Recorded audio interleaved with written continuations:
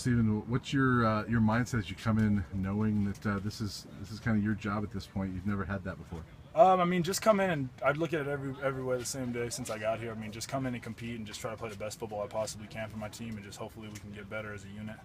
Did you attack this summer or this offseason differently, or even the first few days of camp differently, knowing the position you're in? I don't know if I attacked it differently. I know the offseason I've always kind of just worked hard in the offseason. I worked especially hard this offseason just because I had all that extra weight on me. So that was the reason that I had to work extremely hard, just with dieting and extra running and just doing all the extra stuff to just slim down a little bit. But now that I'm there, I'm kind of approaching just fall camp how I approach every fall camp.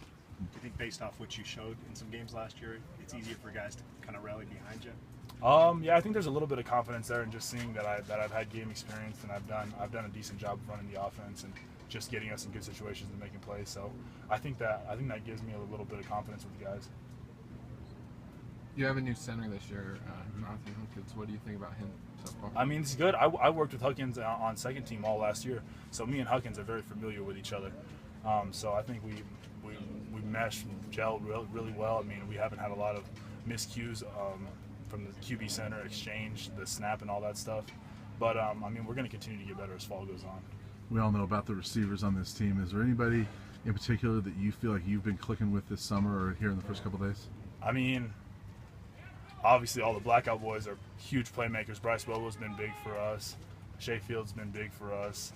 Devin Ross, Jay McIntyre, Katie Nixon's playing big right now. Jawan, obviously, Kavion Enta. The list goes on and on. We have tons of studs outside in the receiver position.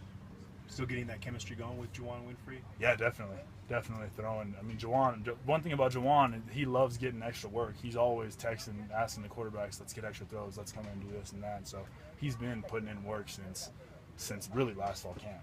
He's been preparing for this since last year. So it's no surprise that Jawan's doing extremely well just because of the work that he's put in the offseason just to get healthy alone, and then also keeping his hands and just the cleanliness of his routes, keeping it where they were last fall. The guy you're replacing is essentially a walking record book. How close were you with Cepho, and what did you really learn from him and his leadership abilities to kind of take forward throughout your career? I know Cepho was the guy who showed me around on my official visit here. I mean, I was very close with him here my freshman year. Kind of like an older brother, to be honest with you. That's exactly how I kind of viewed it. And he was obviously the starter, and I went in, got some games, and just through that whole process of kind of switching back and forth playing and stuff, we were probably each other's biggest fans, I would say. I mean, I always wanted Cepho to succeed, and I wanted the team to succeed, and he wanted the exact same thing for me. I mean, there's pictures out there of the Oregon game, me and him hugging each other, walking off the field together. So, I mean, that just kind of tells you the guy that Cepho is and how our relationship was. How tough was it to come in and replace him when he did get injured without having that full week's game plan and still having all those expectations on you? I mean, it's just kind of tough when you get thrown into some situations. I mean, obviously that's your job, is to be ready and to be prepared.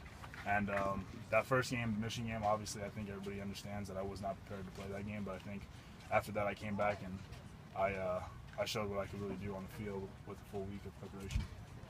Steve, forgive me if they've asked you this already, but that offensive line in front of you, that has to make you feel very comfortable about very comfortable. What's going on this year. Yeah, I think this might be no offense to my O-line back in high school, but this might be the best O-line I've been around as of yet with my football career. Is it nice to have those veterans that can help you out, in situations, tell you what's going on and help you in those kind of things? Yes, definitely. That whole from center to the left side is all seniors. Huckins, Gico, and Jeremy Irwin. And on the right side, we're not too shabby too with Tim Lynott, he made some Pac-12 lists. And then Aaron Hagler's also a stud. He gained tons of weight. He looks real strong. He's powerful. He knows how to put people on their behinds. If you know does that give you confidence when you're standing back there looking to find somebody open? Yeah, it definitely does. To just know that I could trust those guys in front of me, and that they're gonna do everything they can to keep the guys wearing the different colors than we are off my back a little bit. How much easier does Phil Lindsay make your job, especially in terms of leadership? He obviously is the offensive leadership that we have. I mean, he's a fiery guy, as you guys probably know. I mean, he's a fantastic leader, phenomenal leader. It makes my job worlds easier with him there, because he kind of he kind of gets everybody rolling. Just him. It was him and Cepho last year, but now it's kind of just him. I'm trying to fill in that leadership role as well, and I think we're doing a good job together. But Phil's definitely the head leadership of the offense, along with like Jeremy Irwin as well.